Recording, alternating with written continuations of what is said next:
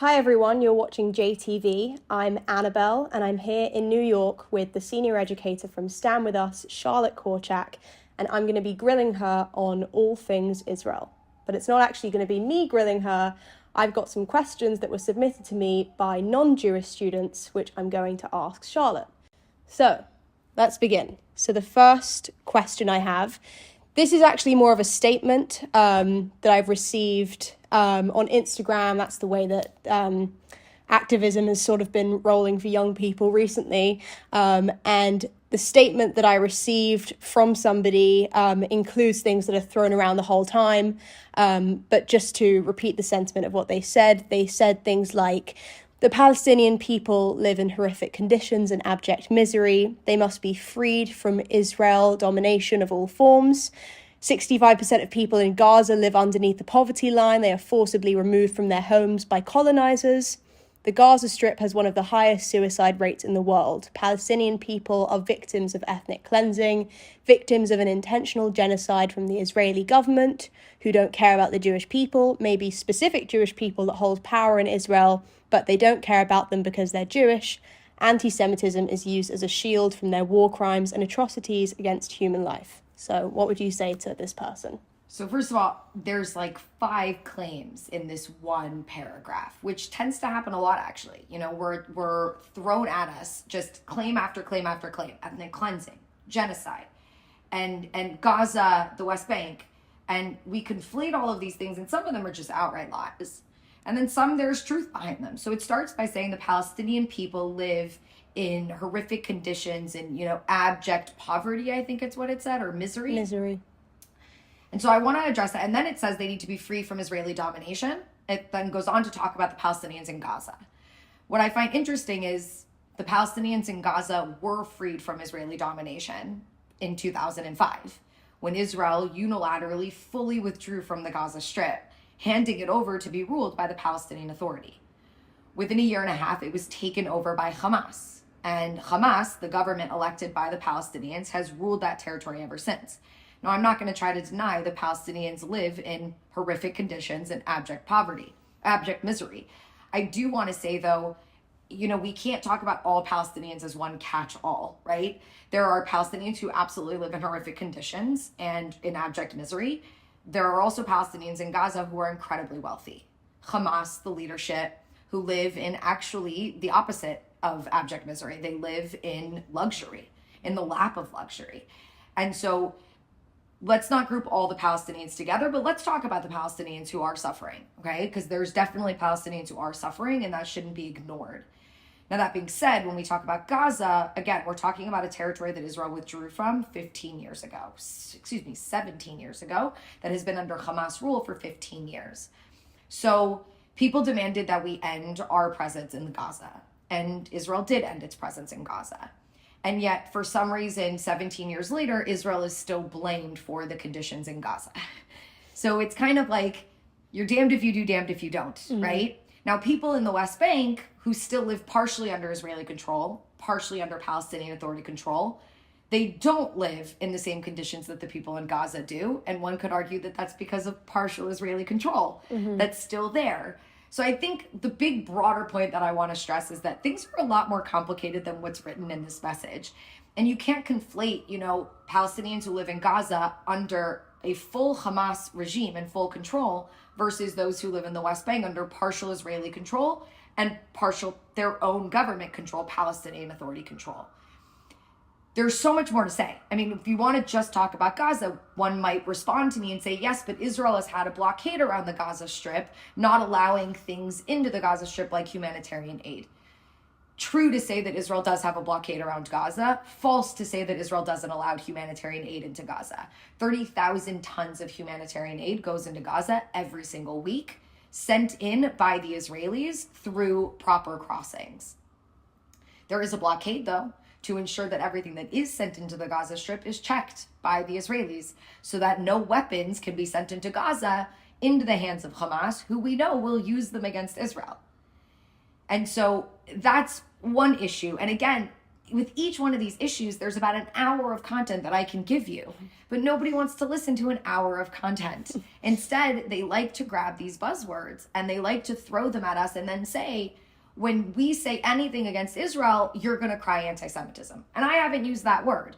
Nothing about criticizing Israel or criticizing Israeli policies is anti-Semitic. It becomes anti-Semitic when you demonize Israel, making claims like genocide when there is zero evidence to support the notion that there's a genocide going on. Zero. And it becomes very frustrating. And we sit there and think, well, why is it that the only Jewish state in the world is the country that's accused of these horrific things when there's zero evidence to support it? Let's talk about genocide for a second. Genocide is a stated intent of trying to wipe out partially or entirely a group of people, be it an ethnic group, a religious group, a racial group, etc. There, first of all, has never been a stated intent by any Israeli leader that the goal is to wipe out the Palestinians. And even if we're smart enough to maybe not say it out loud, you would say, okay, but maybe on the ground there's evidence to show that that's what's happening. And what would be the evidence to show that you are wiping out a people, that their population is shrinking? Mm-hmm. Well, all we've seen over the last 75 years is the Palestinian population growing. In 1948, when the war, first Arab-Israeli war happened, there were 1.2 million Arabs living between the Jordan River and the Mediterranean Sea. That today, many of them would refer to themselves as Palestinians. Not all of them. Some became Arab Israelis. Some never identified as Palestinians, but many do. Today, there are over 12 million Palestinians in the world. And specifically in that territory, they have grown to over 6 million. So the notion that you could claim that there's a genocide going on when, again, the population is only increasing, where is the evidence? You would say, well, there would be mass killings going on. Where are the mass killings? Now, what they're going to point to are graphs, let's say, like Bella Hadid posted during the last operation, that show that there's these moments where you have a spike in Palestinian casualties. Now, again, I'm going to be the first person to say, like, people shouldn't be dying. I don't want anyone to be dying. I don't want innocent people to be dying. When there's conflict, though, when wars happen, when operations happen, innocent people die. And every time we see one of those spikes in casualties, it's during a time when there's a war happening. That's not a genocide. That's a conflict. And we are absolutely in a conflict. But throwing around lies like genocide is, again, a tool used to demonize the Jewish state. And that might be a place where somebody might say that might fall into the category of anti-Semitism. It's not trying to shield us from a legitimate criticism. We're trying to say this isn't a legitimate criticism. It's rooted in nothing but fantasy. Mm-hmm. So enough of the claim.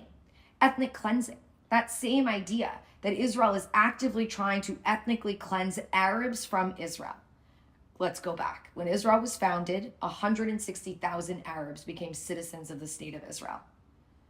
Today, there are over 2 million Palestinians who live in the state of Israel. Arabs who live in the state of Israel. Some identifying as Palestinians, some not identifying as Palestinians. Where is the ethnic cleansing? Where are the mass deportations of Arabs from Israel to other territories? I implore you to look for them. You will not find them because it hasn't happened. During the War of Independence, during the first Arab-Israeli War, there absolutely were expulsions. There were Arabs who were displaced during that war, either because they fled or because they found themselves in a hostile area. There was hostility around them, or they themselves were hostile and they were expelled from that territory. That is not a policy of ethnic cleansing. And we know that for a fact because there were some Arabs who also found themselves in that territory who were not hostile or didn't find themselves in a hostile area, and they weren't expelled.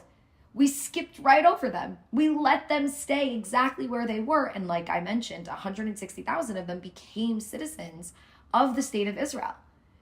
So again, we as a people, Israelis, Zionists, we're willing to have a rational conversation rooted in facts anytime, anywhere. And we will not cry anti-Semitism when somebody has very legitimate criticism of something that Israel has done. Where it becomes frustrating and hard and sometimes does bleed into this space of a singling out of the only Jewish state in the world, that is where some people might say, this is anti-Semitic. But legitimate criticism of Israel, legitimate criticism of legitimate, real Israeli policies is completely okay. And in fact, me as senior educator from StandWithUs, I encourage those conversations. Those are the conversations that I want to be having, rooted in fact, rooted in reality, not rooted in a bunch of words that don't have any basis or backing. And that's all I want to see, is a real conversation. And so again, like, I can literally do an hour-long lecture on just this paragraph to literally pick it apart one claim at a time.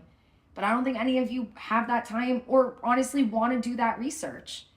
And so half the time I just say to people, if you're not ready to take the time and do the research and look into it, then just please stop commenting on it. Just like there's all these other conflicts in the world that people don't comment on. Like, just don't comment on this one if you don't know. And I don't want Palestinians to continue to suffer. And that's where it always comes from. It started that way. They're in horrific conditions. They're in abject misery. And some are. And I actually think that these kind of claims are not helping them. They're actually pushing us further away from finding a real solution that will better these people's lives. Because we're busy talking about lies like genocide instead of talking about the real issues on the ground. And there are a lot of real issues. So again, there's so much more I can say, but I'll leave it there.